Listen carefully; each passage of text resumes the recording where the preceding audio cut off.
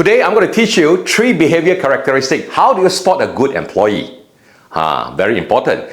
Because you see, spotting an employee during an interview based on the behavior characteristic is even more tougher compared to how you spot your boyfriend. Because your boyfriend still got the time for you to know him or her 3 years before you get married. But spotting a good employee to join you, just by the 1-hour interview session, you need to know what kind of behavior characteristic you need to spot so that you can employ him, be a good candidate. Because you are going to work with him maybe just 3 years or even maybe 13 years or even 30 years down the road. So you need to know how do you select a good candidate based on his behavior characteristic.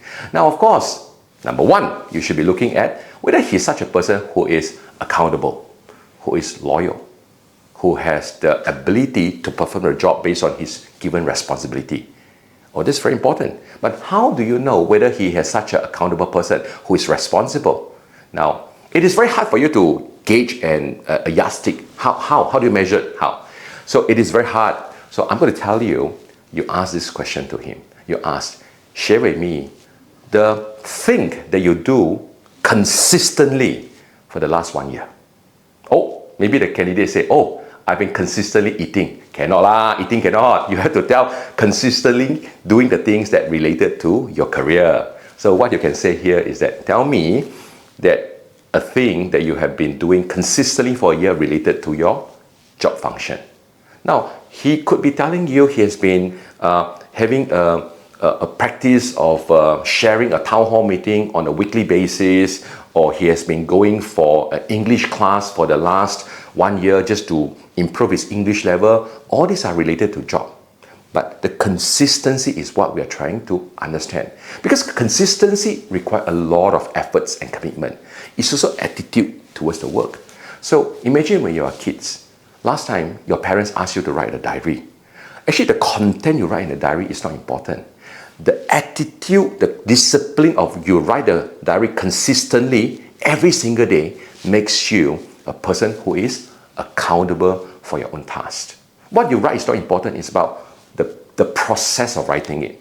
Now, think of it, when you go for the boyfriend-girlfriend selection, if let's say a boyfriend is not consistent in focusing in you and keep on distracted and looking for others, lady, those are a scumbag. Because the same thing, the attitude towards you is wrong.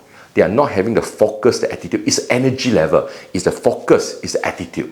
So what we're trying to say here is about the consistency of doing the thing again and again. Because that shows that whether he's someone who can be responsible, be accountable, be in a work or be as a boyfriend before you get commitment to marry him. That's very important. Number 2, it's about somewhat, I would say, stability in EQ, emotional quotation. Now, why this is important? Because in the corporate world, you need to learn how to shut up. You need to learn how do not give complaints. In work, we face so much of challenges, so much of obstacles, but you need someone who has been very stable, consistent. Now, the question you can ask him is that, share with me, how do you deal with your best friend? Tell me more about the way how you deal with your best friend.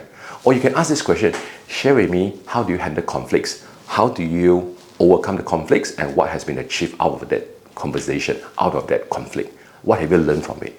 So what you're trying to say here is that you want to get to know this a bit better, the candidates. You want to know how he can control his emotion. So you don't want someone who is very high in emotion, which is like a robot, or very low in emotion that gets scolded by the wife and the next day come to the office and scold everyone. No, you want to have someone with a consistent, stable EQ. Last but not least, you need to have someone who is able to connect with people. I will put it this way as a connectivity. So ask the questions about how do you do communication? Share with me your communication methods. Or you ask him to do a communication. How do you get to know someone in the workplace? How do you make an introduction? You need to gauge his communication skill. You can also ask him, how do you help someone that you don't know? What kind of charity works you have actually helped others? What you want to gauge him is about, are you the one that can connect with people? Because in workplace, there's so many people you're going to connect with. There's so many stakeholders you're going to work with. Sometimes it could be someone you don't like to work with, even someone you dislike or hate, but you still got to work with him. How do you connect with people? How do you communicate a message your ideas effectively, efficiently? And how do you make people to help you with so that you can help him back? So how this connectivity is actually can be carried out by you is also equally important. So all in all, what I want to say here is this, it is very hard for you to spot a talent within an hour. But what kind of question, the intention of the question you ask is very important. You need to gauge, is he someone which is accountable, doing the same thing again and again without fail? The focus, the energy. The second is about whether he's empathetic to someone, whether how can he help people, the connectivity with someone. And the third one is about emotional EQ.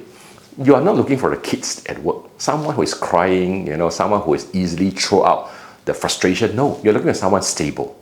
So out of the 3, if the candidate can fulfill expectation 2 out of 3, he could be a very good talent for you to select. You can't find the perfect candidate 3 out of 3, but at least 2 out of 3 will be someone you can select to be in your team.